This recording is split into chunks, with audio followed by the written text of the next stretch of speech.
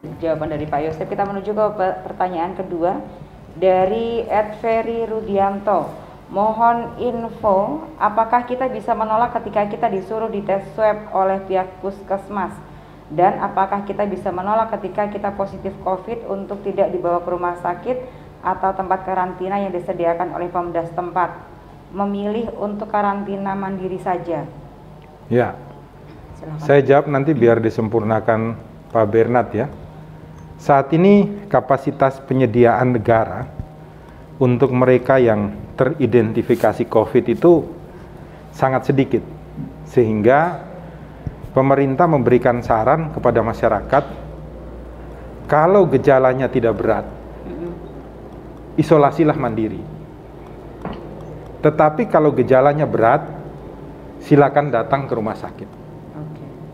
Jadi yang pertama adalah pemerintah memberikan perintah kepada masyarakat untuk merawat dirinya sendiri. Sayangnya ya, karena ini merupakan wabah, ketika undang-undang karantina sudah dilaksanakan dengan seluruh aturan di bawahnya, maka pemerintah harus melibatkan diri untuk hadir di rumah-rumah warga yang disuruh di rumah. Ini tidak dilakukan oleh pemerintah. Oleh karena itu sekarang justru banyak rumah sakit swasta yang membuka ruang, tapi dengan imbalan bayaran. Nah ini jadi masalah toh. Harusnya kalau pemerintah itu benar-benar menjalankan konstitusi, menjalankan undang-undang karantina, maka pemerintah itu yang bertanya kepada mereka, rumah sakit yang menyediakan layanan rumah. Habisnya berapa, tagihkan pada pemerintah. Nanti pemerintah yang melakukan pembayaran. Itu satu dulu ini, untuk yang pertanyaan satu. Yang pertanyaan kedua, apakah saya boleh untuk menolak dilakukan tes swab? Sampai saat ini, Anda yang menolak untuk tes swab, itu sanksi hukumnya belum ada. Untuk menolak ya, untuk melakukan swab. Yang dilarang itu sanksi hukumnya adalah ketika membuka sebuah perkumpulan pada saat sedang dilakukan pelarangan umpamanya, tentang berhimpunnya orang di suatu tempat dan lain sebagainya. Untuk menolak di swab itu tidak ada aturan hukumnya, sehingga dengan demikian Anda tidak swab, tidak masalah. Kemudian pertanyaannya juga, apakah saya itu nanti umpamanya sakit boleh memilih di rumah atau di rumah sakit? Sampai saat ini Anda mau di rumah sakit atau di rumah juga tidak ada sanksi hukumnya. Tetapi yang penting Anda itu harus menjaga jangan sampai menularkan penyakit Anda kepada orang lain. Karena secara hukum tidak ada aturannya, tetapi secara empati, secara hati nurani, Anda melukai banyak orang ketika menularkan penyakit itu, apalagi kepada mereka yang sangat bahaya untuk bisa menerima penyakit itu. Yang ada komorbidnya itu. Ya, oke, Pak. Harus sadar diri juga ya, Pak ya. Tapi harus kalau sadar misalnya diri. ada rekomendasi dari pihak puskesmas memang kondisinya mungkin berat begitu, berarti harus di rumah sakit. Harus di rumah sakit. Dan juga harus mau dites swab. Gitu ya. Pak ya. Oke, ada tambahan dari Pak Bernard, Pak? Ya, kita harus tahu bahwa COVID ini adalah penyakit menular dan sudah menjadi wabah. Jadi kesadaran kita masing-masing untuk mengukur diri dan tidak mencelakakan orang lain. Itu dulu menjadi prinsip dasar. Bahwa kewajiban hukum, kewajiban sosial itu soal kedua. Yang pertama adalah kita harus sadar bahwa ini adalah penyakit menular yang berisiko sangat besar. Semakin kita tidak peduli, semakin banyak orang yang terkena. Semakin banyak orang yang terkena, semakin lemah negara ini. Semakin lemah negara ini, kita bubar. Itu saja yang harus dipikirkan. Selain yang dikatakan oleh Pak Yosef, memang sanksi hukum tidak ada. Tetapi apakah dengan tidak ada sanksi hukum lalu kita boleh masa bodoh? Tidak bisa. Ini penyakit menular yang akan memusnahkan semua orang. Ya. Jadi lebih pada kesadaran kita dan tanggung jawab moral kita. butuh kepekaan juga kepada masyarakat ya Pak ya, bahwa ini kalau kita Tentu saja. bersama-sama Ya. untuk menanggulangi maka COVID akan segera berakhir. Begitu. Betul. Tapi kalau tidak ada kebersamaan, tidak ada gotong royong, maka akan lama nanti. Kerjasama yang sayangnya itu teladannya sangat kurang gitu loh. Oke, teladannya Betul. sangat kurang. Kita kan tidak mungkin hidup begini terus. Iya, betul Pak. Ya, Untuk oke. mengakhiri keadaan yang tidak enak seperti ini, kita harus bertindak dengan penuh tanggung jawab. Harus ada gerakan masyarakat yang kompak berarti ya Pak Iya, untuk bisa betul. mengkritik pejabat yang belum bisa memberikan contoh baik. Baik, terima kasih, pertanyaan kedua sudah terjawab dengan baik dan juga dengan jelas. Yang ketiga saya bacakan dari Habibi Santoso. Selamat malam, apakah salah seorang security membunuh rampok yang bawa sajam demi membela diri? Si security membunuh perampok itu maksudnya apa nih? Maksudnya, security yang membunuh perampok ketika dia diserang, bagaimana hukumnya? Apakah salah Pak itu? Kalau katanya digunakan membunuh, maka itu jelas akan bersalah karena membunuh itu pengertiannya sengaja. Oke. Nah, tetapi kalau pada saat ada perampok, perampok itu menimbulkan sesuatu yang sangat mengganggu kejiwaan daripada si satpam, atau merasa nyawanya terancam, kemudian melakukan perlawanan yang mengakibatkan perampoknya itu meninggal dunia, maka si satpam itu tidak bisa dipidana, ada alasan pemaaf di pasal 49, itu aja. Oke. Tetapi kalau sengaja membunuh, dia sudah minta ampun, duduk minta ampun, sudah ketangkap di borgol, kemudian tetap dihantemi sampai mati, semua yang memukul dia itu masuk penjara. Oke. Gitu loh. Kalau alasan membela diri masih bisa. Membela ya? diri masih bisa, untuk menyelamatkan harta benda masih bisa, menyelamatkan kesusilaan diperbolehkan. Oke. Tetapi begitu Anda sengaja membunuh padahal dia sudah minta ampun ya pidana. Iya. Kata-katanya ini Mas Habibi harus di ini ya. Dia sudah sangat jelas dijelaskan oleh Pak Yosef. Ada tambahan Pak Bernard? Cukup jelas dari Pak Yosef. Oke, baik. Terima kasih. Saya menuju ke pertanyaan selanjutnya dari Vicky Hasmi Ramadan. Izin bertanya Pak atas video terbaru dari Bapak mengenai Pak Jokowi. Saya sudah menonton penjelasan dari Bapak. Jika ingin mengkritik harus sesuai data dan fakta yang ada di lapangan. Nah, tetapi yang disampaikan teman-teman BEM bukannya fakta ya Pak. Kalau masalah foto Pak Jokowi diedit, saya juga kurang setuju Pak. Mohon penjelasannya Pak. Ya, nanti biar disempurnakan Pak Bernard ya.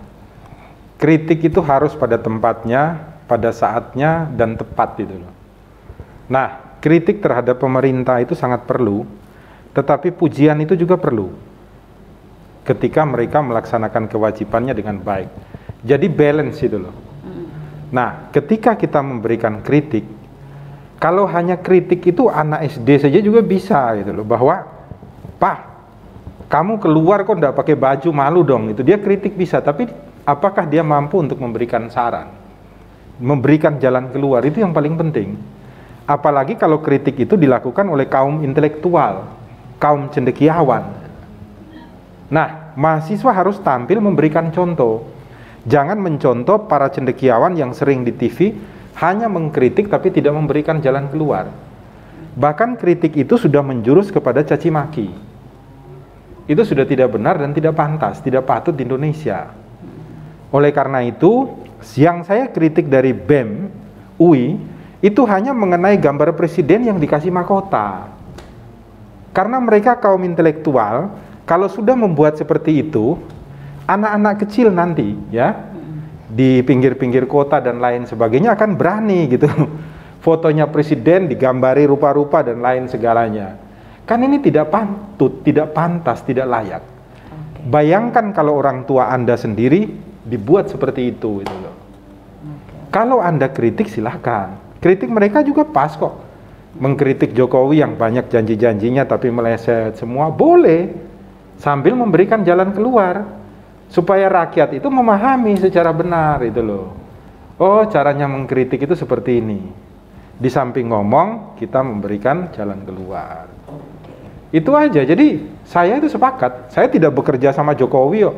Sekalipun saya pilih dia, saya gugat dia juga 3 kali pernah. Tidak pernah menang. Dan kalau ditanya ya, saya jengkel sama Jokowi, enggak jengkel juga saya. Saya mengajukan gerasi itu lebih dari 20 kali. Dengan orang-orang yang harusnya diberikan gerasi oleh Jokowi, tidak ada satupun yang dikabulkan. Dan semuanya itu kami layani secara gratis. Zamannya SBY, saya mengajukan gerasi, tidak ada satupun yang tidak diputuskan dikabulkan. Semuanya dikabulkan, karena pertimbangan kita pakai Pancasila dan fakta bukti nyata. Makanya saya sendiri juga kalau ditanya, sama Pak Jokowi senang enggak? Di bidang hukum saya enggak senang. Tapi saya punya jalur untuk kritik. Ketika beliau baik, saya memujinya. Ketika ada orang mengkritik Pak Jokowi secara salah, saya akan menjadi orang yang berada di tengah. Jangan kritik kayak begini dong. Kritiknya yang benar dong, seperti ini. Oke. Mengedukasi kepada masyarakat. Mengedukasi kepada masyarakat. Cara yang benar, cara yang baik, cara yang tepat. Sehingga kita tidak kehilangan arah itu loh. Apalagi nih generasi muda, dampak kedepannya juga luar biasa kalau jejak digitalnya juga jelek. Silakan Pak ditanggapi Pak Bernard. Iya, memang kecenderungan sekarang kritik dan caci maki disamarkan, jadi seolah-olah sama. Padahal tidak boleh. Kritik itu terhadap sesuatu yang salah, terhadap sesuatu yang kurang maksimal, terhadap sesuatu yang kurang tepat. Bukti-bukti mengenai tiga hal itu harus ditunjukkan dulu, dan di mana salahnya, di mana kurang tepatnya, di mana kurang maksimalnya, lalu di mana kurangnya pemerintah melaksanakan itu. Atas dasar itu, Anda kritik, Anda itu tidak punya staf yang bagus, maka tidak maksimal. Anda itu perencanaannya kurang bagus sehingga meleset dan lain sebagainya. Itu namanya kritik. Kalau kami mengusulkan begini, untuk hal yang kurang maksimal, Anda harus manfaatkan ini. Untuk yang salah, Anda harus balik arah, harus pakai jalur ini dan lain sebagainya. Begitu kritik. Tetapi kalau sudah mengatakan menuduh orang A, B, dan C, kucing, kuda dan lain sebagainya, itu sudah fitnah. Itu caci maki namanya. Dan caci maki itu hanya milik orang jalanan, bukan milik kaum intelektual. Ya, oke. Mengkritik berarti harus bisa diartikan harus fokus kepada masalahnya ya Pak ya, jangan ke tokohnya, brandnya, atau mungkin menyebutkan seseorangnya, tapi harus iyalah secara ilmiah lah, sesuai dengan fakta masalahnya, dan juga harus diberikan jalan keluarnya seperti apa. Itu menunjukkan orang yang intelektual. Baik, terima kasih sudah dijawab pertanyaannya. Saya menuju pertanyaan terakhir ini yang sesi pertama dari Mas Yusuf. Kalau istrinya yang dibawa kabur, apakah itu termasuk penggelapan, Pak? Istrinya dibawa kabur ya bukan penggelapan. Tapi itu masuknya kepada ranah penculikan. Oh, penculikan. Oh iya. Ya, maka aturan hukumnya adalah merampas kemerdekaan seseorang. Itu ancaman pidananya 12 tahun itu. Oke. Jadi kalau saya tidak salah itu di pasal 228. Jadi kalau menyebabkan mati, ancaman pidananya itu kalau saya tidak salah itu sampai 20 tahun. Tetapi kalau hanya sekedar membawa seseorang dari satu tempat ke tempat lain tanpa yang bersangkutan menginginkan, itu merampas kemerdekaan atau penculikan, ancamannya 12 tahun. Oke. Jadi kalau istri dibawa kabur. Jadi bukan penggelapan, penggelapan itu barang, bukan manusia. Mungkin istrinya punya barang. Ada tanggapan Pak Bernard? Oke, baik. Mungkin istri punya barang Pak, ya, bisa sama jadi. Barangnya dibawa pergi. Nah, itu bisa jadi. Oke, ini maksudnya penculikan ya Pak ya, kalau manusianya, kalau barangnya ya. penggelapan. Kalau bahasa hukumnya itu merampas kemerdekaan. Merampas kemerdekaan, oke baik. Tapi ini bisa dilaporkan juga ya Pak ya? Iyalah, itu bukan delik aduan itu. Oke. Delik biasa itu. Ya, baik, sudah terjawab dan sudah sangat jelas.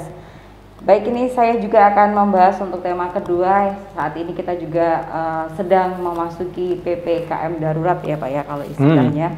Yaitu tanggal 3 sampai tanggal 20 Juli 2021 itu Jawa Bali. Nah ini apa saja yang menjadi tanggung jawab dari kewajiban dari pemerintah dan juga hak-hak rakyat ini Pak di masa-masa PPKM darurat? Ya, begini. Rakyat itu kan ada yang punya KTP dan KK, tapi ada juga rakyat, manusia, yang tidak punya KTP, tidak punya KK. Ini masalah ini. Yang kedua adalah bahwa berdasarkan undang-undang karantina. Kalau Anda perintah orang itu di rumah, undang-undang itu memerintahkan juga kepada yang memerintahkan itu untuk menyediakan makan minum bagi orang yang Anda perintahkan di rumah, sekaligus untuk hewan ternaknya. Jadi double ini. Pertanyaannya sekarang, ketika pemerintah memerintahkan orang di rumah dan orang tidak mau keluar ke jalan, ditangkap sama pemerintah, diberikan sanksi. Pertanyaannya kemudian, ketika orang itu di rumah dan pemerintah tidak memberikan dia makan, termasuk hewan ternaknya, sanksi terhadap pemerintah apa? Tidak diatur. Di dalam turunan dari peraturan-peraturan daerah tidak diatur sanksi kepada pemerintah. Ini masalah dong bagi kita. Ini kerajaan atau republik? Itu yang poin yang nomor 2. Poin nomor 3, Pak Luhut mengatakan bantuan tunai kepada masyarakat tetap digelontorkan 2 bulan ke depan. Baru dibicarakan.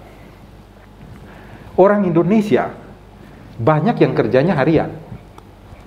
Tukang becak, kuli songkro, kuli bangunan, tukang cari sampah, tukang gojek. Kalau mereka tidak kerja dalam sehari, mereka tidak bisa makan dan minum. Karena orang mereka itu tidak memiliki tabungan, tidak memiliki kartu kredit. Apa yang harus mereka lakukan? Pemerintah abai yuk. Belum ada saya lihat satu bupati, wali kota, gubernur atau kepala dinas yang datang untuk menemui perorangan di rumah, di jalan-jalan, memberikan makanan kepada mereka, uang kepada mereka untuk mempersiapkan ketika masa-masa karantina seperti sekarang, yang diistilahkan PPKM darurat dan lain sebagainya. Oleh karena itu, Rumah Pancasila saya kemarin, tadi pagi baru bagi bisa 5 amplop. Saya mengharapkan, wahai teman-teman sahabat Rumah Pancasila, dimanapun Anda berada, tolong, masyarakat itu tidak butuh makanan. Nek makanan yang dikasih bisa busuk, Mbak Irna. Kalau makanan Indomie dan lain sebagainya, banyak masyarakat yang tidak bisa masak karena tidurnya di jalan. Yang paling bagus Anda punya 5.000, 10.000, jalanlah di jalan, bagikan ke orang-orang supaya mereka bisa beli makan. Dan nanti setelah wabah ini berakhir, nah kita harus rubah, memilih bupati, gubernur, presiden yang benar-benar hadir untuk melayani kita, supaya kemudian nanti ke depan presiden, gubernur, bupati, wali kota ini mampu untuk memilih kepala-kepala dinas, menteri dan lain sebagainya yang tugasnya untuk melayani kita. Di mana? Di Rumah Indonesia. Baik. Sanksi pemerintah yang harus dipertanyakan ya Pak ya. Kita masyarakat menjadi korban sebuah aturan, tapi pemerintah sendiri tidak ada aturan yang jelas. Baik Pak Bernard, ada tanggapan Pak? Ya, saya hanya tambahkan 2 poin saja. Pertama bahwa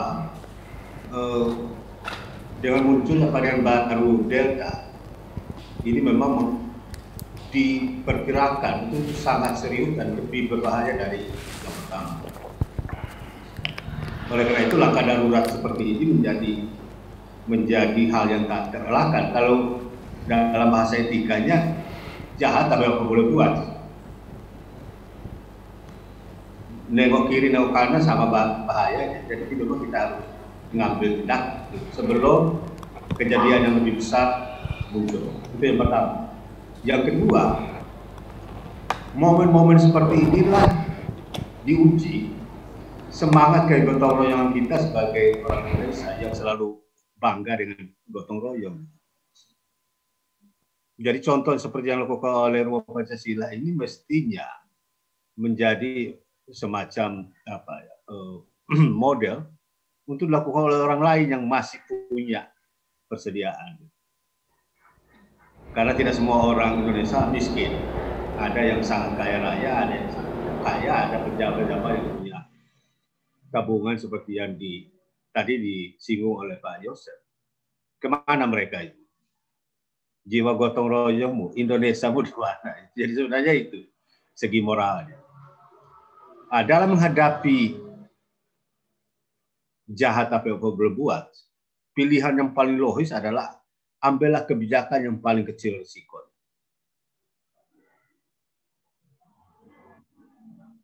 Dan kemungkinan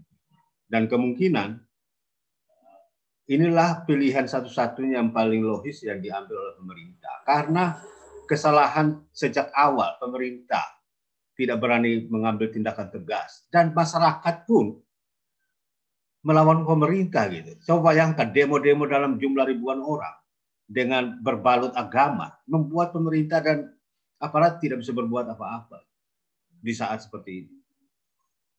Ada lagi sekarang seruan untuk gulingkan pemerintah. Mungkin tidak ada jalan lain kecuali demo besar-besaran. Dan ini kan membahayakan, membunuh semua orang kalau cara seperti ini. Dalam waktu dekat mereka akan melakukan itu. Coba bayangkan. Itu jahat sekali.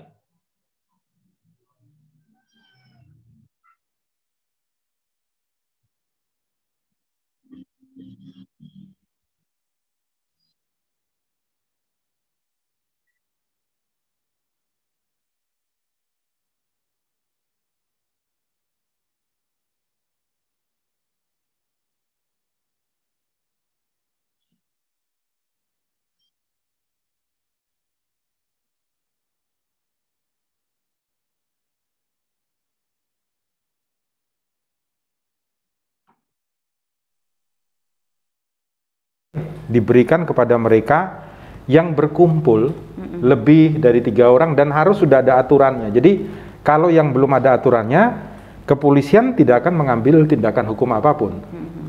Tetapi khusus untuk yang sudah dibuatkan aturan, umpamanya rumah makan harus dibawa pulang. Ada yang makan harus dikenakan sanksi. Jadi ketika perkumpulannya banyak harus diberikan sanksi. Itu pun harus ada perdanya. Oleh karena itu Pak Kapolda minta untuk daerah-daerah yang belum ada perdanya dibuatkan perdanya. Nah saya usul sekalian itu loh. Perdanya juga dibuat aturan memberikan sanksi pada bupatinya itu loh. Pada kepala dinas sosialnya itu loh. Jadi ketika mereka melarang orang keluar dari rumah di sebuah wilayah ya, umpamanya Pak Ganjar bilang RT 3 RW sekian lockdown semua. Tidak boleh keluar rumah, maka tugas daripada Pak Ganjar adalah menyetok makanan ke tempatnya mereka. Menyetok minuman ke tempatnya mereka. Kebutuhan pokok mereka di stok. Oleh siapa? Oleh Pak Ganjar Pranowo. Jangan asal bicara saja untuk mencari perhatian publik, seolah-olah menjadi orang baik. Dikatakan Pak Berna tadi, jahat tapi apa boleh buat. Ini lebih daripada jahat-jahatnya manusia itu loh. Sudah suruh orang di rumah, padahal Anda bersumpah di atas kitab suci Anda untuk melayani masyarakat, Anda tidak memberikan pelayanan. Itu menurut saya bukan jahat, tapi apa boleh buat? Bukan. Karena Ganjar sendiri sama timnya sama lain-lain masih bisa makan bermewah-mewah itu loh. Orang yang disuruh di rumah di lockdown tidak bisa makan mereka. Harus dicek, maka ketika Anda suruh RT sekian lockdown, diceklah tolong. Oleh karena itu harus ada jaringan kuat itu loh. Pak Ganjar memerintahkan camat, lurah, tolong buat satu grup WhatsApp. Nanti kan dari RT itu dia akan melaporkan, Pak Lurah, RT saya 2 orang itu miskin, 2 keluarga. Tolong dikirimkan bantuan. Alamatnya ini. Lurah, camat, wali kota, gubernur, makanan langsung dikirimkan. Itu kan tugasnya pemerintah toh. Kan gampang, kirim Indomie, beras aja mereka bisa makan 2-3 hari sama telur. Tidak ada masalah. Kalau duit negaranya tidak ada, duitnya Pak Ganjar pribadi dong. Masa kita yang rumah Pancasila aja bisa, mereka tidak bisa. Wong sudah dilayani negara. Ini bukan maksudnya nyindir loh. Tapi maksudnya saya itu bergerak. Saya ini advokat yang ditugaskan oleh undang-undang, kode etik saya, memperjuangkan hak-hak asasi manusia. Tanpa kuasa pun saya diberikan kewajiban undang-undang untuk membela rakyat kecil. Maka saya mengatakan ini wajib ini sekarang ini. Siapapun itu. Ketika ada sebuah lokasi tersebut di lockdown, kemudian beberapa hari tidak ada bantuan, boleh nggak mereka melapor, Pak? Ya mau melapor kemana sekarang? Kita bisa nggak lawan negara? Aturan undang-undangnya juga belum ada untuk bisa memberikan sanksi hukum kepada umpamanya gubernur, wali kota, bupati. Tidak ada aturan ya, tidak bisa apa-apa. Ya terima aja, kita berdoa aja sama Tuhan, ampunilah mereka ya Tuhan, supaya mereka menyadari apa yang menjadi kesalahannya mereka. Kan hanya begitu aja doanya, tanya Pak Bernard. Ampunilah mereka. Ya, ya, ini jiwa kita sebagai orang desa, gotong royong itu harus tampil sekarang. Ini tes yang sangat menentukan. Betulkah kita orang Indonesia yang punya jiwa gotong royong? Itu diuji sekarang. Malulah pemerintah, malulah pejabat, elit-elit yang dapat kekayaan, yang dapat keuntungan dari negara ini, lalu diam-diam di saat negara ini susah, di saat masyarakat susah.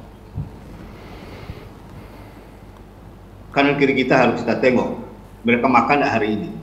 Kalau ada sisa setengah piring pun, bagilah pada mereka. Oke, ya baik. Tapi kasihan juga ya Pak ya kalau misalnya ada masyarakat yang mungkin dalam satu daerah mereka kekurangan makan dan tidak bisa berbuat apa-apa. Banyak lah kalau saat ini lah. Banyak sekali ya. Kita kasih bantuan ke Palestina dengan mudahnya, dalam satu hari bisa puluhan miliar. Anakmu sendiri, saudaramu sendiri, wargamu sendiri, di mana Anda sekarang? Ya. Oke, nah ya. Ini daripada jadi jangan membantu. Aja. Iya. Nah ini juga kita melihat bagaimana teman-teman yang kemarin sempat membantu teman-teman kita di Palestina dengan tetangganya sekarang dengan kondisi kayak gini, apakah mereka peduli ya Pak ya? Iya. Ini juga menguji mereka semua. Oke, baik. Terima kasih. Nggak ada kosong. Oke, baik. Ini semua mengetes kita untuk bisa saling peduli satu sama lainnya. Baik, terima kasih Pak Bernard dan juga Pak Yosef. Semoga 17 hari ke depan kita semuanya sehat ya Pak ya. Amin, amin. Dan bisa saling seperti yang disampaikan Pak Yosef tadi, tolong menolong, ini sebuah contoh yang perlu ditiru bagi kita yang mampu.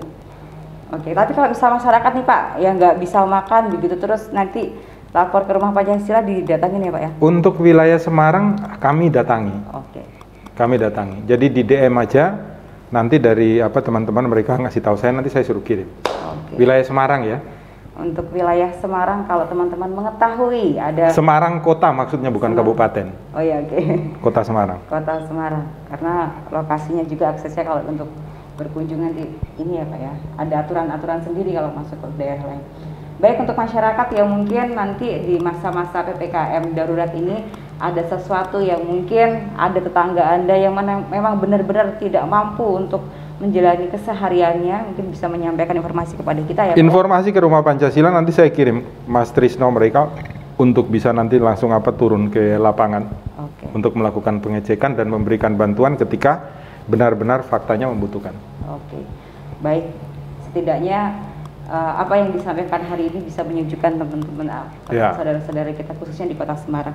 Oke, baik teman-teman semua, bagi Anda yang ingin bertanya bisa menyampaikan di kolom komentar, nanti kita akan jawab satu persatu dan juga saya akan menjawab yang sudah masuk di kami, dan tadi saya akan sapa dulu yang di kolom chat. Oke, tadi sudah ada Mas Edi, sudah dijawab ya terkait dengan security tadi. Dan sudah cukup jelas. Saya akan menjawab 5 pertanyaan lagi yang sudah kami rangkum. Yang pertama dari Helmi Nugroho. Selamat siang, salam hormat dari saya Helmi dari Pemalang. Pak, izin bertanya, apakah orang yang menampilkan status di Facebook dan menjelek-jelekan orang tersebut tanpa menyebutkan nama bisa dikenakan pasal 311 atau 310 KUHP? Iya, 311 atau 310 KUHP itu hanya sebagai rujukan untuk ke pasal 27 dan 28 Undang-Undang IT ya, berdasarkan putusan MK. Setiap menjelekkan seseorang atau sebuah suku atau sebuah budaya atau apa, maka dia harus menyebutkan identitasnya secara jelas. Kalau identitas yang dituju tidak ada, maka itu bukan penghinaan dan bukan pencemaran nama baik. Siapa yang dicemarkan, siapa yang dihina dan lain sebagainya. Tetapi dia bisa masuk di dalam kategori ketentuan yang menimbulkan, umpamanya kekacauan di dalam masyarakat, perang antara etnis, budaya, sarah lah. Intinya seperti itu bisa. Tetapi itu harus dengan adanya fakta lapangan ya, yang membuktikan bahwa masyarakat menjadi marah, menjadi saling memaki di media sosial dan mengangkat itu viral, kemudian caci maki dan lain sebagainya di sana.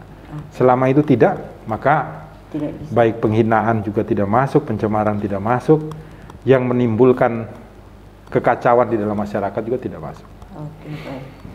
Mungkin ini hanya menyinggung saja, tapi yang bersangkutan bisa jadi tersinggung begitu. Jangan baper aja gitu. Oke, terbawa perasaan. Seolah-olah itu buat Anda, bisa saja kan buat orang lain toh. Iya, oke. Jangan baper ya Mas Helmi. Ada tambahan Pak Bernard? Ya, menggunakan foto orang lain tanpa izin itu sudah pelanggaran. Iya, kalau foto Pak. Ya. Ya, di status, jadi saya pakai fotonya Mbak Era di status saya, baru saya maki-maki orang, itu sudah persoalan sangat serius, baik dari sisi hukum maupun dari sisi etika sebagai manusia. Kita ini manusia, bukan hewan. Kita punya tenggang rasa, punya rasa hormat, punya harga diri, dan kalau kita merendahkan orang lain, apakah Anda juga rela kalau direndahkan oleh orang lain? Oke. Harus jelas siapa yang dituju berarti ya Pak ya? Harus jelas. Yang dijelaskan Pak Bernard tadi kan, kalau ada fotonya ditampilkan, namanya ditampilkan ya bisa harus masuk. Bisa masuk. Tapi kalau untuk menjelek-jelekan, hanya menyinggung saja, jangan baper. Tidak menyebutkan nama, tidak menaikkan foto, alamat, maka itu tidak bisa. Jangan baper, intinya itu. Ya, baik, terima kasih Mas Helmi atas pertanyaannya, sudah dijawab oleh Pak Yusuf dan juga Pak Bernard. Saya menuju ke pertanyaan selanjutnya dari Arif 2. Selamat pagi, izin bertanya, saya memiliki pekerjaan sampingan ojol, sering antar makanan atau barang ke area perumahan dengan pihak security, selalu meminta identitas dengan dalih mendata tamu yang masuk. Bolehkah kita menolak memberikan ID saya? Karena sekarang rawan pencurian data, apakah ada dasar hukumnya security meminta ID tersebut? Ya, meminta itu sebenarnya tidak diperbolehkan, ini kekeliruan. Maka tugas polisi harus melakukan pembinaan terhadap semua security.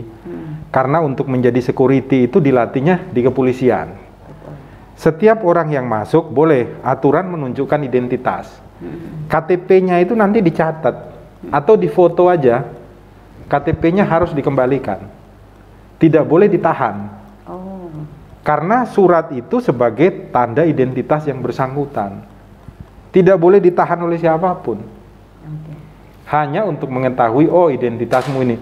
Kita itu di dalam praktek sudah sering salah kaprah, sehingga kemudian identitas yang harusnya melekat pada saya dan hanya diketahui oleh orang lain ketika ada aturan, diperlihatkan, difoto, dicatat, justru KTP-nya yang ditahan itu keliru, salah.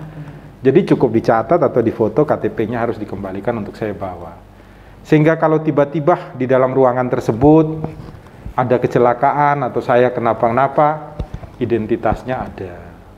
Tidak menjadi bingung untuk dilakukan pertolongan awal dan lain sebagainya. Apalagi sekarang ini zamannya COVID ya, nyabut identitas, kasih terus apa segala macam, itu sangat-sangat tidak baik untuk penularan COVID. Oke, baik. Hanya menunjukkan saja. Hanya menunjukkan aja. Dicatat oleh security dan tidak ditahan. Ini harusnya pembinaannya dilakukan polisi kepada security-nya supaya ke depan tidak seperti itu. Sehingga kemudian tidak menghambat juga ya para Gojek itu tiap masuk perumahan KTP-nya ditinggal dan lain sebagainya. Iya, kadang mau keluar security-nya masih kemana begitu, masih menunggu dulu. Baik, ada tambahan Pak Bernard? Belum jelas, dari Pak Yosef bagus tuh. Oke. Ya, baik. Ini sekali lagi untuk perumahan-perumahan security dan terutama untuk Pak Polisi ini untuk segera membina ya Pak ya. Betul. Jangan menahan identitas, cukup mencatat saja karena itu bagian dari kerjaan security juga ya. Menunjukkan mencatat daripada meninggalkan identitasnya. Baik, terima kasih Mas Arif atas pertanyaannya.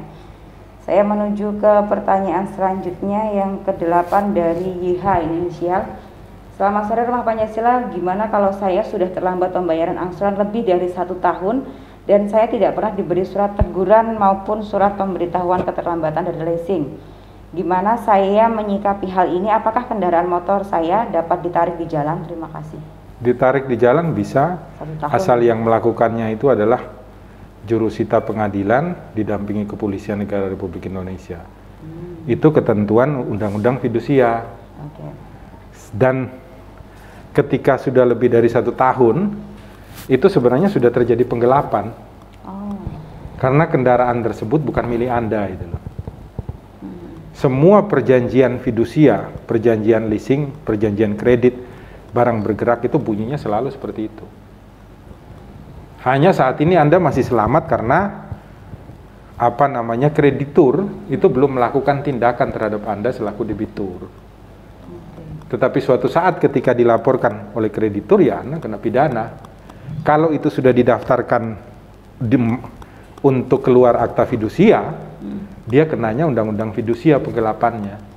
Tapi kalau ternyata belum didaftarkan fidusia, penggelapannya murni penggelapan biasa. Nah ini untuk solusinya Pak, apakah dia bayar ya? Bayar. Berarti keterlambatan 1 tahun lebih itu harus dilunasi ya Pak? Solusinya harus bayar, karena apa? Motor itu juga tidak bisa diperpanjang STNK-nya. Kan BPKB-nya tidak ada, dipegang sama kreditur. Iya, betul-betul. Oke, dan juga mau diangsur juga nggak bisa karena udah telah 1 tahun juga. Iya, nanti kalau ketangkap polisi malah bisa jadi nanti kemudian dipersangkakan dengan pasal pencurian. Oke, iya. Baik, ada tambahan Pak Bernard? Enggak, jelas. Sudah cukup jelas. jelas. Oke, baik. Ini Mas YH tadi sudah cukup jelas. Jadi dilunasi saja biar tidak ada resiko lainnya ya Pak ya. Betul. Daripada nanti ada resiko hukum yang justru akan merugikan Anda. Baik, terima kasih. Saya menuju ke pertanyaan selanjutnya dari Effendi Agustri. Selamat sore Rumah Pancasila, izin bertanya bagaimana menurut pandangan Rumah Pancasila apabila jalan umum digunakan untuk mengangkut hasil perusahaan perkebunan kelapa sawit, karena jalan umum yang dilalui akan menimbulkan kerusakan padahal sudah ada jalan alternatif lainnya. Mungkin mereka melaluinya sudah mendapatkan izin dari pemerintah setempat, dan bagaimana sebagai masyarakat setempat mengambil sikap?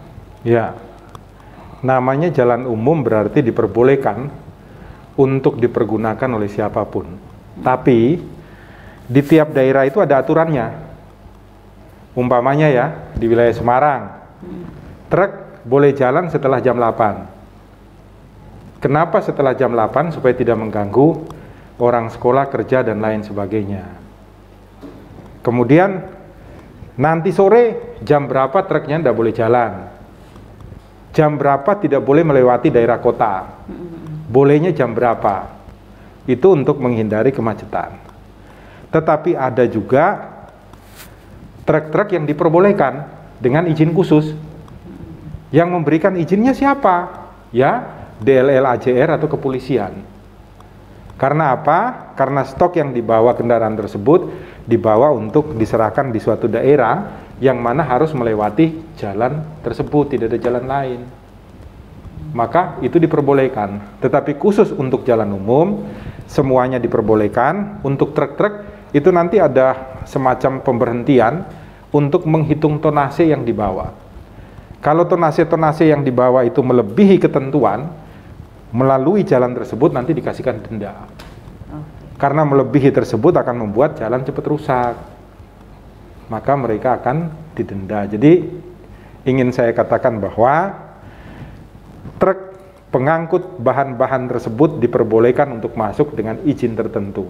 Tetapi kalau tidak ada aturan yang melarang itu, maka mereka berhak untuk masuk di daerah tersebut kapanpun, jam berapapun. Oke. Nah, kalau melihat dengan kondisi seperti itu, kemudian masyarakat setempat berinisiasi untuk membuat aturan bagaimana? Nggak boleh. Nggak boleh ya? Yang buat aturan itu hanya pemerintah daerah. Masyarakat nggak boleh membuat aturan. Nanti jadi masalah gitu loh. Saya juga di daerah saya buat aturan, orang luar nggak boleh masuk, kan jadi repot. Semuanya ini adalah miliknya Tuhan yang kita kelola secara baik. Cara mengelolanya kita ini diatur oleh siapa? Oleh negara, kita percaya. Kalau semua orang dikasih kebebasan membuat aturan sendiri, hancur kita. Oke, kalau jalan rusak toh bisa dilaporkan juga. Betul, ya, kecuali di dalam ranah privat ya, dalam rumah ya aturan saya dong gitu loh. Oke. Anda tamu harus ngikutin itu loh. Iya. Nah ini jangan sampai buat aturan sendiri ya Pak, tadi sudah dijelaskan oleh Pak Yosef. Baik, ada tambahan Pak Bernard? Ya, jadi aturan hukum, aturan-aturan yang mengikat semua orang itu hanya boleh oleh negara. Oke. Kita buat aturan internal tidak boleh bertentangan dengan aturan negara. Kita menyesuaikan dengan aturan negara atau derivasi ya, breakdown yang lebih rinci. Oke. Ya, Jadi kalau kita buat aturan-aturan sendiri, itu yang terjadi nanti konflik norma, penyelesaiannya nggak bisa karena kita masing-masing punya norma saya. Walaupun itu milik perusahaan, berarti sudah berizin ya Pak ya? Ya, Oke, baik. betul. Sudah tidak ada masalah Mas Ivandi Agustri. Dan yang pasti kalau misal ada kerusakan jalan tinggal difoto saja, sampaikan ke pemerintah daerah, nanti itu diperbaiki begitu ya Pak ya? Betul. Oke, baik, saya menuju ke pertanyaan terakhir ini dari Ramadan Cayo. Selamat siang Pak, saya Rahma dari Aceh mau menanyakan tentang asuransi kematian di leasing. Beberapa hari yang lalu ayah saya meninggal dunia. Almarhum memiliki hutang kredit di leasing. Setelah beliau tiada, bagaimana status hutang tersebut? Terima kasih. Nah, kalau hutang leasing ya, tolong dilihat perjanjiannya. Setahu saya untuk perjanjian kredit, barang bergerak maupun tidak bergerak ada klausula yang biasanya menyebutkan kalau si debitur meninggal dunia, hutangnya dianggap lunas loh. Jadi tolong dilihat betul akta yang dibuat di dalam perjanjian tersebut. Jadi kalau Anda tidak memiliki akta yang dibuat oleh ayah Anda dengan kreditur, dalam hal ini leasing, Anda tolong datang ke leasing dan minta perjanjiannya untuk Anda cermati. Setahu saya, di dalam semua klausulah perjanjian yang dibuat oleh leasing terhadap barang bergerak itu ada ketentuan yang menyatakan kalau debitur meninggal dunia maka kreditnya dianggap lunas. Karena itu nanti ditanggung oleh asuransi. Jadi setiap pembayaran per bulan itu ada dana yang dikucurkan ke asuransi dengan klaim nanti kalau debiturnya meninggal dunia maka asuransilah yang diberikan kewajiban untuk melakukan pembayaran. Oke, baik, berarti harus mengecek lagi ya Pak ya, isi perjanjiannya seperti apa. Tambahan dari Pak Berat ada Pak? Tidak ada. Jelas. Tidak ada. Oke, baik, sudah terjawab dari Mas Ramadan. Terima kasih atas pertanyaannya. Saya menuju ke kolom komentar ini Pak. Sudah ada dari Khairul Anam. Selamat pagi menjelang siang, salam sejahtera buat kita semua. Saya ingin bertanya bagaimana dengan kartu PKH, program keluarga harapan ya, yang dituju buat rakyat akan tetapi dipegang kepala desanya, apakah ada hukumnya? Ya kan aturannya jelas, kepala desa itu yang mengetahui warganya yang membutuhkan siapa saja. Oleh karena itu data-data disampaikan kepada pemerintah pusat, turunnya harus melalui kepala desa dong. Dan kepala desa nanti dengan infrastrukturnya yang kemudian melakukan pembagian kepada masyarakat di bawah sesuai dengan apa yang diberikan oleh pemerintah pusat. Sehingga nanti kepala desa dan seluruh infrastrukturnya mampu memberikan pertanggungjawabannya kepada pemerintah terhadap pengucuran bantuan-bantuan tersebut. Jadi secara hukum betul yang pegang adalah kepala desanya. Kecuali yang pengucuran langsung, umpamanya dari pusat punya program tersendiri ya, umpamanya kementerian apa gitu. Dia turun untuk langsung menyentuh masyarakat juga boleh. Tetapi dengan syarat juga harus memberitahukan kepada siapa, kepada pemerintah daerah setempat, sehingga pemerintah daerah setempat itu juga dengan APBD-nya itu mampu untuk kemudian, oh yang ini dulu sudah terima dari pusat, yang ini belum, maka APBD-nya saya pusatkan untuk yang ini dulu. Nah, itulah. Sehingga menjadi merata itu. Semua orang menerima haknya. Yang mengkoordinir berarti kepala desa, berarti artinya begitu ya Pak ya. Berarti ini Betul. kalau misal mereka masyarakat merasa punya PKH dan itu juga sudah informasinya sudah turun, bisa menanyakan ke kepala desa. Bisa ya? menanyakan kepada kepala desanya. Oke. Di kelurahan kan informasinya terbuka untuk umum. Oke, baik. Mas Khairul Anam sudah cukup jelas jawaban dari Pak Yosef. Jadi memang itu aturannya Dan kalau memang Anda memiliki PKH dan juga informasinya bantuan itu sudah turun, silakan langsung menanyakan ke kepala desa untuk segera dibagikan. Betul, ya Pak ya. Betul. Jangan ditahan. Tapi biasanya kan ada KK dan KTP yang sudah didata ya Pak ya, apakah orang itu sudah mendapat PKH. Berarti harus ada bukti-buktinya kalau dia memiliki kartu PKH. Baik, terima kasih atas pertanyaannya dari Mas Khairul Anam. Saya menuju ke Mas Okman Azumita. Mohon izin Bang, mohon arahan kalau dalam kasus pelecehan yang terjadi di dalam mobil, bagaimana kita melaporkan? Korban melaporkan ke kantornya tetapi terlapor tidak mengakui. Hanya memegang tangan saja katanya, padahal menurut pengakuan korban beliau meraba paha dan dadanya. Kami sudah somasi tapi diabaikan, buat laporan ke polisi sulit. Mohon arahannya Bang. Ya, hukum kita itu kan harus ada bukti. Alat bukti bisa macam-macam, bisa saksi, bisa keterangan ahli, bisa bukti surat.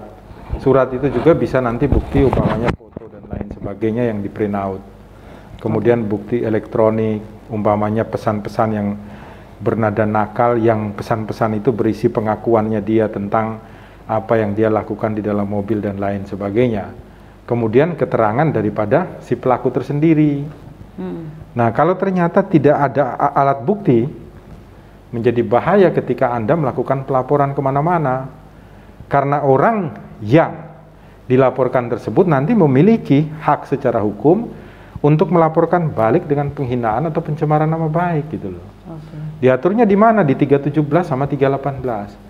Jadi bukan pencemaran nama baik yang diatur dalam pasal 310 sama 311, tetapi yang diatur di dalam pasal 317 dan 318. Karena pencemaran nama baik yang dilakukan dengan cara memberikan pengaduan atau laporan yang tidak benar tentang kelakuan seseorang kepada pejabat negara ataupun kepada kepolisian. Terus kalau bukti apa Pak kalau misalnya orang dilecehkan? Ya itu tadi, saksi. Nah, makanya kalau ada pelecehan seksual biasanya dilakukan visum itu loh. Ada tidak pergerakan beda tumpul dan lain sebagainya di dalam kemaluan dan lain sebagainya. Tapi kalau hanya meraba-raba berarti tidak bisa ya Pak? Ini kan kita tidak tahu betul atau tidaknya gitu loh. Jadi bukan masalah meraba-raba itu bisa atau tidak itu loh. Masalahnya adalah ada alat bukti atau tidak. Oke, baik. Wah, harus ada alat bukti juga ya kalau misalnya memang ini korbannya benar-benar terjadi. Terus bagaimana untuk membuktikannya? Susah. Nah, kan banyak itu yang beberapa pejabat di wilayah Jakarta itu terbuktinya karena apa? Karena pelakunya sendiri juga mengakui gitu loh. Dan kemudian si korban ini juga sering menceritakan kepada teman-temannya sehabis mengalami hal tersebut gitu loh. Harus ada pengakuan dari kedua pihak. Oke, baik. Ada tambahan Pak Bernard? Ya, hukum itu menuntut harus ada bukti. Itu yang pertama. Yang kedua, era sekarang ini ya rekam aja gitu pembicaraan di situ, dan entah itu audio, entah itu audio visual. Yang ketiga adalah peristiwa-peristiwa sebelumnya itu mengindikasikan ada sesuatu. Tidak mungkin orang melakukan serta-merta gitu. Nah itu. Jadi memang butuh bukti, tidak bisa ditolak, gitu. Harus ada bukti. Harus ada buktinya. Kalau enggak nanti malah kedua-duanya yang melaporkan pencemaran nama baik, penghinaan, fitnah. Pencemaran nama baik dan fitnah. Baik, terima kasih Mas Okman, ini tadi sudah terjawab pertanyaannya. Dan bagi sahabat Rumah Pancasila yang mau bertanya bisa menyampaikan langsung di kolom komentar, nanti kita akan bacakan karena masih ada waktu sekitar 15 menit. Baik, saya akan menuju ke tema terakhir ini Pak, terkait dengan teror yang diberikan kepada kantor KPK kemarin, yaitu berani jujur pecat. Bahkan tadi saya di jalan juga masih ada tulisan itu. Padahal pada tanggal 1 Juni 2021 ada 1.271 pegawai KPK yang lolos TWK sudah dites, sudah diresmikan ya Pak, sudah dilantik oleh Ketua KPK. Kemudian ada 75 kemarin yang gagal, 24 diantaranya mereka masih dilakukan pembinaan. Nah, 51 ini yang kemudian mereka mengadu kemana-mana karena merasa sudah dipecat dan tidak diterima dan tidak lolos tes TWK. Ini yang menjadi pertanyaan saya, mereka ini kan 51 orang-orang berpendidikan, kenapa harus melaporkan sana sini, sedangkan di masa pandemi ini banyak masyarakat kita yang kadang-kadang mereka aja jasanya SMA tapi mereka juga dipecat juga, mereka tidak bisa berbuat apa-apa begitu. Nah, ini apakah sikap yang dilakukan 51 ini nantinya akan mempengaruhi kinerja KPK, Pak? Ya, begini. Pertama, Indonesia ini sangat rawan karena selalu membuat aturan itu berdasarkan isu. Jadi tidak melalui fakta penelitian ilmiah ataupun yuridis yang kemudian memberikan ruang untuk mengeluarkan sebuah regulasi atau aturan. Jadi kalau ada isu umpamanya ya KPK saya contohkan, isu kami diperlakukan sewenang-wenang gitu, maka kemudian pemerintah serta-merta kemudian menyampaikan tolong mereka jangan dipecat tanpa diteliti. Hasilnya sebenarnya memang benar mereka itu patut pantas diperlakukan sewenang-wenang atau tidak. Hasilnya belum ada gitu loh. Semuanya hanya sekedar isu, prasangka dari omongan orang satu dengan orang yang lain. Inilah repotnya berada di negeri Indonesia ini. Akibatnya kita tidak tahu itu loh, mana yang baik, mana yang benar, mana yang pantas itu loh untuk dilakukan. Karena apa? Kemudian pemerintah mengeluarkan regulasi-regulasi yang hanya berdasarkan isu, mengeluarkan kebijakan-kebijakan yang hanya berdasarkan isu. Akibatnya tidak menyelesaikan masalah itu loh. Bukan menjadi baik malah tambah rusak. Nah, sekarang apakah Komisi Pemberantasan Korupsi mengalami hambatan? Saya mengatakan iya. Dulu kalau kantor hukum kami mengirimkan surat pengaduan, itu menanggapinya cepat. 1 minggu itu sudah ada surat tembusannya. Pemberitahuan ini surat sudah diterima, nanti menghubunginya siapa. Ini kami sudah membuat pengaduan di KPK itu sekitar 3 bulan, Mbak Irna. Pengaduan itu dibawa sendiri sama staf kami ke Komisi Pemberantasan Korupsi dengan bukti-bukti dan dibuatkan surat tanda terima resmi. Kami sudah kirim surat menanyakan 3 kali mengenai perkembangan hasil penelitian awal terhadap bukti yang kami berikan. Sampai sekarang belum dijawab KPK. Menghambat ya Pak ya. Jadi kalau dikatakan KPK ada masalah, menurut saya berdasarkan kenyataan yang sering kami alami, ada masalah di KPK. Oke. Nah, masalahnya baik atau buruk belum berani saya simpulkan. Karena belum ada penelitian. Oke, baik. Berarti polemik yang ada juga berpengaruh bisa jadi ya Pak? Bisa jadi. Kita tidak tahu. Oke, baik. Ada tambahan Pak Bernard? Pak Bernard gimana tanggapannya? Itu sangat sayangkan kalau sistem kerja di KPK kok jadi lambat gitu. Kalau dulu dalam 1 minggu bisa direspons dan ada jawaban, sekarang kok berbulan-bulan. Ini bagi saya juga pertanyaan yang sangat serius. Karena masyarakat akan bergairah dan terdorong, termotivasi. Kalau mereka direspons, kalau tidak respons ya akan kapok. Sekali saja mereka tidak akan buat laporan lagi. Padahal KPK tidak bisa kerja sendiri, harus berdasarkan laporan juga, gitu ya. Tidak semata-mata tentu. Iya. Itu yang pertama. Yang kedua, apakah ulah beberapa orang itu akan mengganggu lembaga KPK? Menurut saya tidak. Kalaupun ada, tidak signifikan. Dan saran saya kepada mereka-mereka yang tidak puas itu, tempuh jalur hukum, jangan main politik. Nah, kalau sudah ada tekanan politik, baru di situ terjadi efeknya, dampaknya ke kinerja KPK. Karena KPK fungsinya itu seleksi politik dari DPR, diusulkan oleh tim pemerintah, kemudian di fit and proper oleh DPR. Tidak mungkin tidak selalu direcoki oleh politik. Nah, kalau sudah intervensi politik nyata, pastilah akan berpengaruh pada kinerja, dan itu yang kita akan butuh. Kalau hanya aksi-aksi mereka begitu saja, menurut saya tidak perlu ditanggapi sebagai sesuatu yang memberatkan KPK. Hadapi saja gitu. Tapi kalau sudah ada intervensi politik, kita patut mendukung KPK.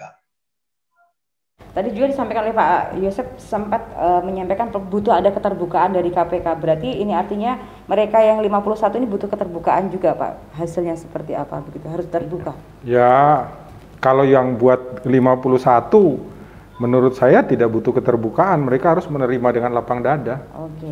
Carilah pekerjaan lain. Ya kan? Betul. Wong sudah tidak diterima. Mau ngapain lagi?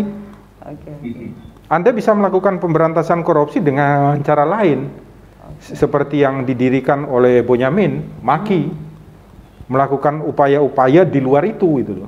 Oke. Jadi jangan hanya ingin kemudian saya hanya bisa memberantas korupsi kalau saya ada di KPK. Enggak. Kalau Anda benar-benar punya hati murni pemberantasan korupsi, Anda akan mendirikan organisasi-organisasi. Untuk apa? Memberantas korupsi. Bukan mengharapkan pada keuangan negara dan lain sebagainya itu. Justru menjadi tanda tanya bagi saya. Kenapa kok Anda begitu ingin tetap berada di situ itu? Iya. Iya kan? Benar, Pak. Apalagi masyarakat kita yang kena PHK. Lah iyalah. Anda tidak ada bedanya dengan buruh yang kemudian berdemo karena dikeluarkan dari perusahaan. Oke. Baik. Bisa bikin tim independen ya, Pak ya untuk Betul. Pemberantasan korupsi. Iyalah. Tapi kalau terkait jalur hukum bagaimana, Pak? Ya jalur hukum juga haknya mereka. Silakan cari kalau ada jalur hukumnya, kalau ada ketentuannya. Kalau tidak ada ya terimalah dengan ikhlas toh. Iya. Harus terima dengan ikhlas, jangan melenceng. Dan Pak Presiden saya mohon lagi ya jangan ikut cawe-cawe lah. Sementara biarkanlah itu berjalan sesuai dengan prosedur. Ada yang bisa dimasuki langsung oleh Presiden, ada yang tidak. Di dalam penegakan hukum Pak Presiden sudah punya ruang melalui gerasi itu tadi untuk masuk di dalam lembaga-lembaga itu. Lakukan itu aja. Ya, karena menurut saya sekarang gerasi-gerasi itu bagi orang yang tidak mampu, yang sebenarnya mengejar keadilan malah tidak pernah dikabulkan. Kemudian bagi orang-orang yang narkoba justru dikabulkan gerasinya oleh Pak Presiden. Nah, makanya saya juga ingin tahu sebenarnya yang membaca semua gerasi di baliknya Presiden Pak Jokowi itu siapa itu? Pakar hukumnya siapa aja, pingin tahu saya. Oke, karena belum jelas ya Pak ya untuk penegakan hukum. Betul. Baik, ada tambahan lagi Pak Bernard?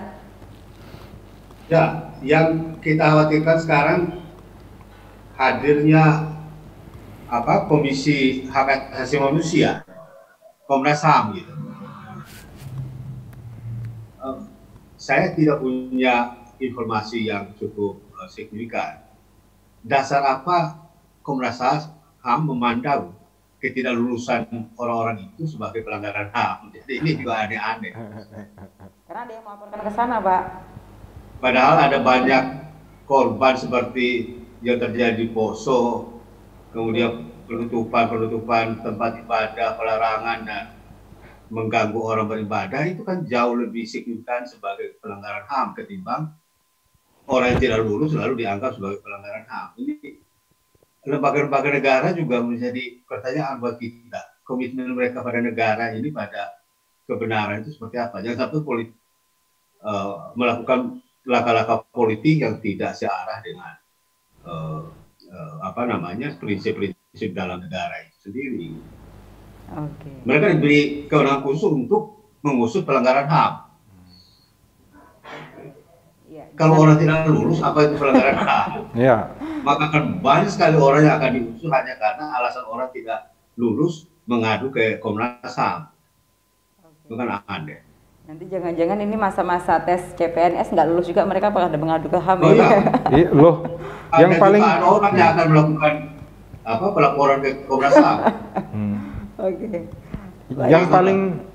Yang paling mudah itu kan Komnas HAM itu dia turun aja, umpamanya jalan di Jakarta itu dia lihat aja. Ketika ada 1-2 orang yang tidak dapat makan ditanya sudah tidak makan berapa hari. Ya. Itu Gubernur Anies itu kena itu pelanggaran HAM itu. Itu hak ekonomi ya. Iya. Itu nggak prestis Pak, nggak bergengsi. Loh lah iya, makanya kalau kita berbicara lah terus Komnas HAM itu juga digaji kerjanya apa? Betul. Harusnya dia turun kemudian dia tegur gubernurnya, tegur wali kotanya gitu. Itu yang lebih real ya Pak. Itu lebih real, lebih nyata itu loh. Ya, betul. Hak hidup itu hak utama manusia ya. Menangkap sebagai peristiwa hak asasi. daripada hanya menggerecoki masalah orang lain ya Pak. Nah, ya merecoki masalah KPK itu bukan urusannya Komnas HAM itu. Oke, apalagi Pak Firly juga dalam sebuah media sudah menyampaikan alasannya apa untuk memanggil dia, tapi banyak masyarakat. Nah, ini yang menjadi pertanyaan saya juga, 51 ini justru masyarakat banyak yang membelanya, Pak. Ya, namanya masyarakat Indonesia itu orang yang sangat memiliki empati dan mereka tahu kalau namanya orang yang awalnya kerja kemudian tidak dapat kerja itu kan ya setengah mati. Banyak juga masyarakat yang tidak menerima data atau fakta secara jelas. Sehingga mereka hanya melihat ada rasa kasihan, kami ini tidak diterima gara-gara pertanyaannya begini, kami jawabnya begini, kami dinyatakan tidak lulus dan lain sebagainya. Fakta yang sebenarnya tidak dihadirkan secara real. Maka tentu ada kesalahan di dalam masyarakat yang memihak sana, memihak sini. Tetapi yang paling tepat bagi saya adalah Anda yang 51 ini yang harusnya tahu diri itu loh. Sudah diterima ya sudah tidak diterima ya sudahlah keluar. Bukalah usaha lain, Anda masih bisa kerja. Atau masih ada tabungan juga, biasanya mereka juga masih ada harta yang bisa tidak usah terlalu dipusingkan lah. Dan masyarakat juga harus membaca informasi secara utuh ya Pak ya, jadi jangan separuh-paruh sehingga terprovokasi dengan isu-isu ya, soal nanti kalau KPK-nya rusak ya biar ketua-ketuanya tanggung jawab sendiri kan. Tanggung jawab masing-masing. Oke, baik. Ini sudah cukup jelas, legowo lah untuk yang 51, nggak usah lapor kemana-mana karena informasinya ini lapor ke MUI juga atau Komnas HAM kemana-mana, ke Presiden juga. Tapi ke Rumah Pancasila belum ada laporan. Tapi kalau bisa laporan gimana Pak? Saya akan mengatakan dirikan organisasi seperti yang kami dirikan. Oh gitu, nggak direkrut di sini ya? Nanti jangan-jangan direkrut di sini juga. Oke, baik, sudah cukup jelas untuk pembahasan terkait dengan KPK dan janganlah menebar teror karena kondisi seperti ini kita butuh bersinergi untuk menuntaskan virus COVID ini segera berakhir ya Pak ya. Ya. Baik, untuk pertanyaannya ini sudah tidak ada yang masuk lagi dan tadi 10 pertanyaan sudah kami jawab. Dan untuk closing statementnya mungkin bisa disampaikan Pak Bernard dan juga Pak Yosep. Mungkin tidak Pak Bernard terlebih dahulu Pak, silahkan. Ya, saat sekarang PPKM darurat, masa di mana kita harus tunjukkan bahwa kita orang Indonesia yang punya empati, yang punya jiwa gotong royong, yang punya hati nurani dan hidup dalam rumah Indonesia. Jangan kita terlalu banyak menengok ke seberang sana, sementara di sekeliling kita banyak orang yang membutuhkan. Tunjukkanlah sekarang siapa Anda. Apakah Anda hanya menumpang di Indonesia untuk visi ke negara lain atau Anda ada di Indonesia sebagai orang Indonesia yang hidup mati bagi Indonesia. Saya kira itu.